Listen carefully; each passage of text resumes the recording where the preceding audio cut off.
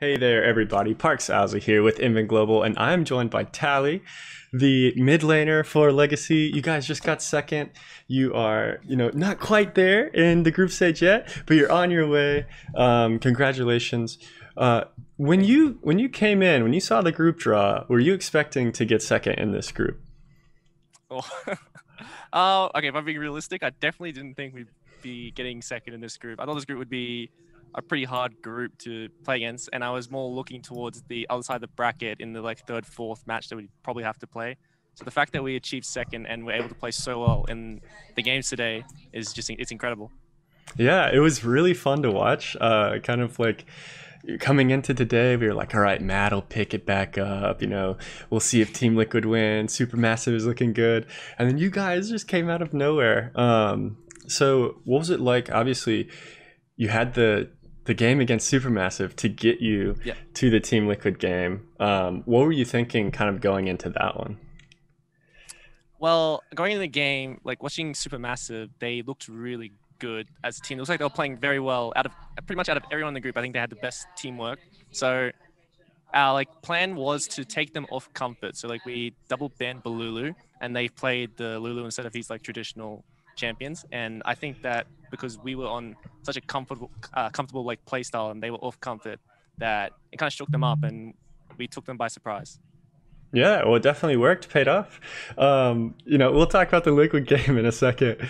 Uh, you bring up the kind of comfort picks. I know that you did an interview earlier, actually, after your first Team Liquid game, and you talked about how you were playing kind of like what other people thought was good, Yeah, but you wanted to switch to like your comfort and yeah, what yeah, you were yeah. excited about.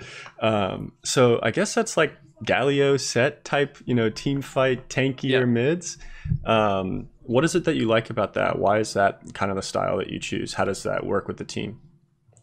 Well, it's like it's two things. One was like these are champions I played when I was a top laner, so I'm very comfortable on them. And another thing was Babbitt. When he plays carries, he succeeds a lot. So when I was playing these like utility mids, these tank mids, like frontline stuff like that for him, he has lots of success. And we just found like this playstyle that we were picking up back in domestic games was just doing very, very well.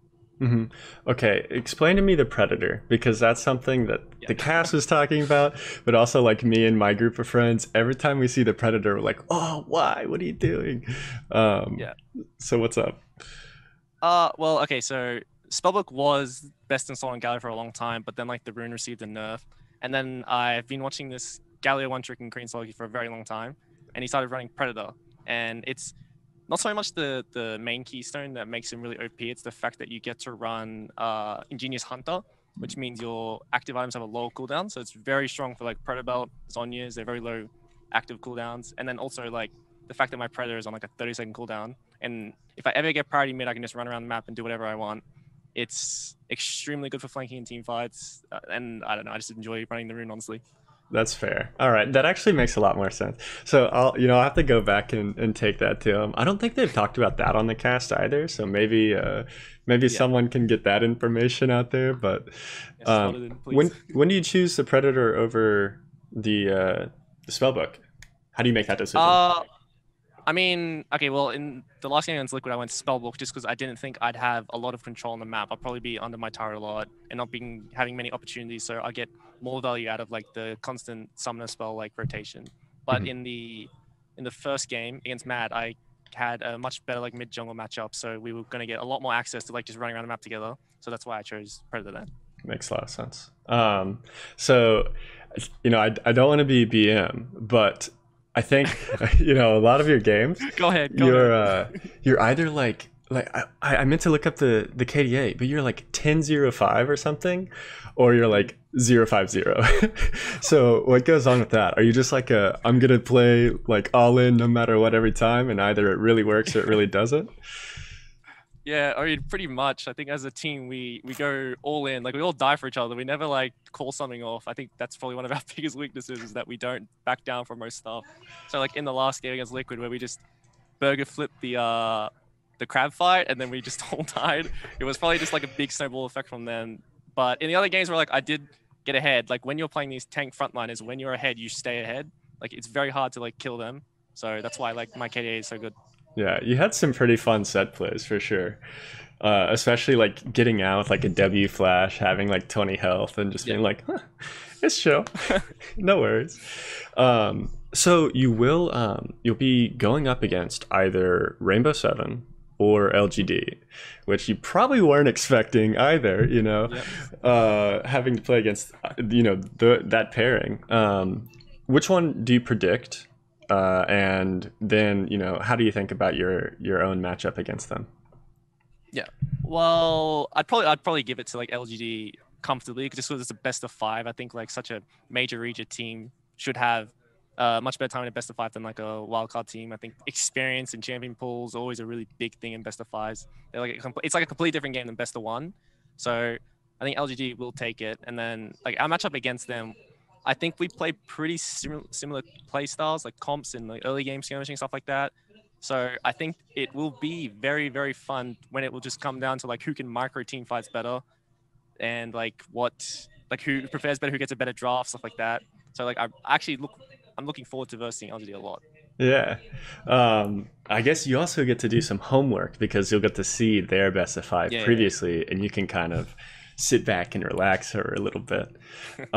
If you go into group stage, if you make it in, if you take down LGD or Rainbow Seven, yeah.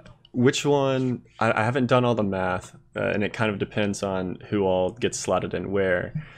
Yeah. But where would you hope to go? Who would you hope to face? I mean, I would really want to go into DRX's group. Like, I've been a big Chubby fanboy for a long time. So like, if I got to lane versus him and just get stomped, I would be extremely happy. That's awesome. Well, best of luck then. I hope to see it. Thank you so much. And then, the only other question I have is we've seen a really large influx of Australian players, or OS players, I guess, rather, because I know, who is it? Lost is from New Zealand. Yeah. In the last few years, and they've been doing really well. They've been gaining a lot of traction. What is your thought about that? And what is your thought about the OPL right now, just as a region in the strength? Yeah, so I'd probably say what happened at the beginning of the year was we lost all our best players, or majority of them, to like overseas. So the OPL at the time was probably at its weakest, and it was very hard to like make like multiple strong rosters, and there was probably just like one and a bit strong rosters compared to when there was like 3 or 4 or 5 really good teams in the past. So the fact that all our OS talent got snatched up isn't ideal for the region, but it's very good that these players get to show themselves overseas. So like I'm happy for all of them. Like I personally know pretty much everyone who's gone overseas. I'm friends with all of them, so I'm happy for them. And I'm like I don't know, I'm just very glad that OS is getting recognition like overseas and here at Worlds. Yeah, and I think probably you guys doing so well is good for the region too. Hopefully, it brings more eyes to you guys. So, anything you want to say before we go to the people watching you, either hoping to see you guys make it or hoping that you fail? I mean, there are a lot of people that want LGD in the group stage. So, what do you have to say? I mean, thank you, genuine, like thank you everybody for cheering for us. Like I appreciate it. I've seen like all the kind messages on Twitter. Okay, I'm not gonna lie. I really thought like if I came to Worlds and I performed badly, I would be getting a lot of flame. But it's actually kind of the opposite. When I perform badly, I get a lot of encouragement and nice words, and when I do well, I actually do get a lot of praise for it. So thank you very much for that, everybody. And I hope everyone can keep cheering for us because we'll do the best that we can. Yeah, wow, that's so awesome. That's so wholesome. Thank you all for the kind messages. Go support the guys. We've got a couple fun best of five series coming up. But yeah, thank you so much for the interview, and for all of you watching, thank you so much as well. We'll catch you next time.